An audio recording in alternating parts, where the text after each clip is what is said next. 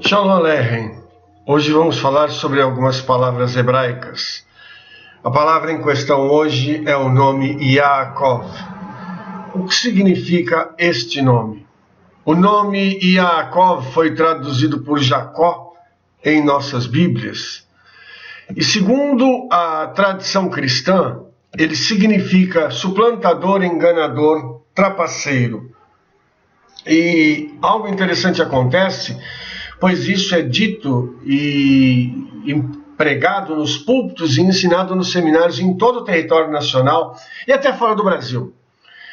O interessante é que essa noção veio das palavras de Esaú, acusando Yaakov de ter roubado a sua bênção, de ter suplantado, de ter enganado a ele. E o interessante é que nas palavras de Esaú, ele foi lesado por Yaakov. Porém, quando nós voltamos atrás e nos lembramos do texto bíblico, Esaú, que era o primogênito, havia vendido a sua primogenitura para Yaakov. Ou seja, ele já não tinha mais direito a receber a bênção e a ser o sacerdote da família após a morte do pai. Então, quando isso acontece, ele abre mão destes direitos. Aquilo que espanta é que Esaú vai reclamar esse direito após Yaakov ter recebido essa bênção. Ou seja, o enganador, o trapaceiro, não era Yaakov, e sim Esaú, pois entre o momento em que ele vendeu a primogenitura até o momento de Yaakov receber a bênção, passaram-se aproximadamente 20 anos. E nesse tempo todo, Esaú nunca mencionou ao seu pai que ele havia vendido o seu direito de primogenitura e que a bênção não caberia mais a ele. Então, houve uma ocultação da verdade por parte de Esaú, para que Yaakov pudesse não receber aquilo que era seu agora por direito. Então, quem está enganando? Quem está trapaceando? E quando Esaú diz para o pai, ele me enganou já 2 vezes, me roubou a minha bênção, ele na realidade está usando uma mentira 2 vezes. Primeiro, porque ele já não tinha mais direito por ter vendido a primogenitura. E segundo, por não ter falado ao pai que ele não teria mais esse direito e que o pai deveria sim abençoar o seu irmão em seu lugar. Mas vejamos o que significa Yaakov em hebraico. Esse nome vem da raiz akev, que significa calcanhar ou traseira. Então, o nome Yaakov significa calcanhar de Yah, ou calcanhar do Eterno. Ou seja, Yaakov é a fraqueza do Eterno. O ponto fraco de uma pessoa está no seu calcanhar. Inclusive, existe um provérbio ligado a isso, dizendo que todo mundo tem um calcanhar de Aquiles, porque Aquiles foi vencido quando bateram no seu calcanhar. E assim é com cada um de nós. Na nossa caminhada, quando estivermos caminhando, quando alguém toca em nosso calcanhar, a tendência é cairmos no chão. Fica claro que essa má tradução teve uma finalidade. Qual foi a finalidade de aplicar o significado errôneo ao nome Yaakov? Manchar o nome do patriarca, denegrindo por gerações, e também da nação de Israel. E isso é uma coisa interessante porque no passado e ainda hoje, Israel é motivo de piada, de mote, de gozação por conta disso. Israel é sempre a nação que precisa ser apontado o dedo e acusado. Israel é culpado de um monte de coisas que eles nem sequer fizeram. E isso vem pela história fim. E a igreja adotou para si esse antissemitismo, e dentro da igreja hoje nós temos pessoas que dizem que amam ao Eterno, amam a Yeshua, amam ao Espírito Santo e odeiam Israel e não gostam de judeu. Não dá para entender um tipo de raciocínio desse, mas infelizmente isso existe. Isso é comum acontecer quando alguém que faz a tradução não conhece a tradição judaica. Porque a tradição judaica ela vem recheada de coisas que apontam para essas realidades, mostrando que há uma realidade por trás de cada palavra no hebraico. Como a tradução da nossa Bíblia foi feita por Martinho Lutero e depois João Ferreira de Almeida para o português, ambos não conhecendo a tradição judaica, incorreram implantando esse erro dentro da nossa teologia.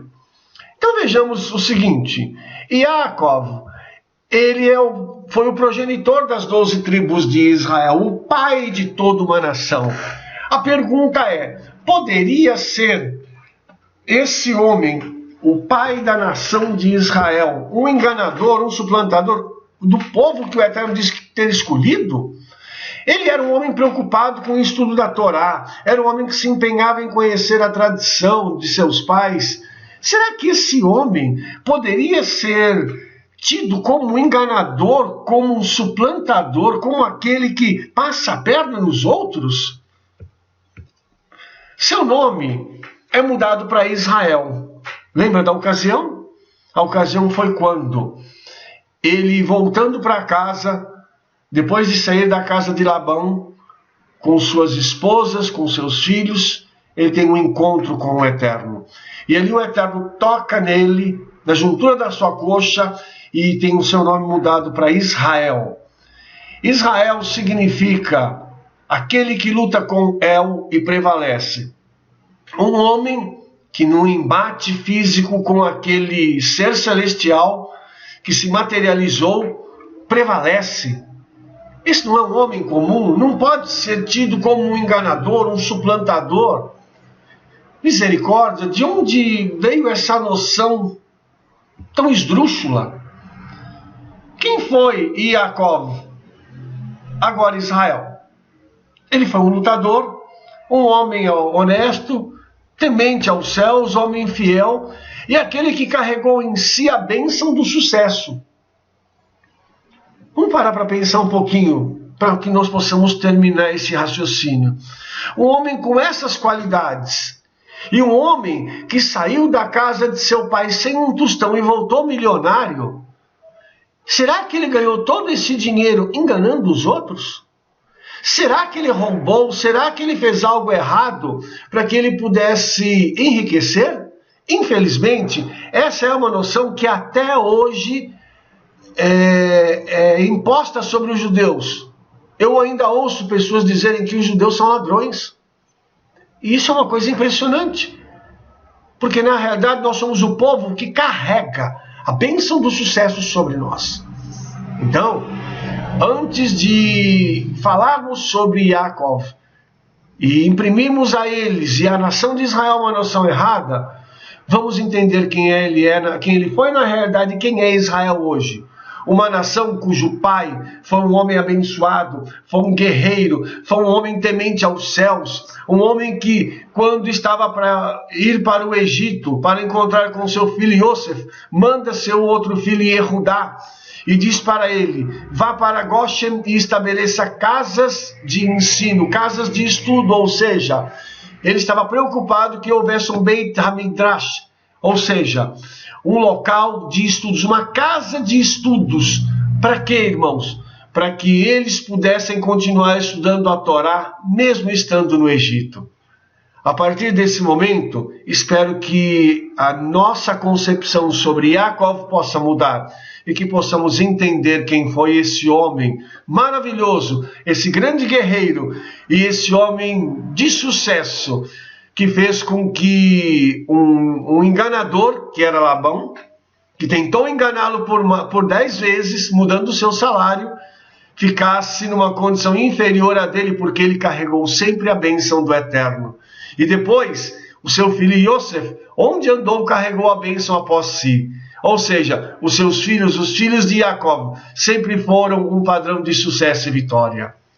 Que nós possamos entender a partir de agora essa noção e substituir o erro por aquilo que é certo. Para saber mais, acesse o nosso site www.shemaisrael.com.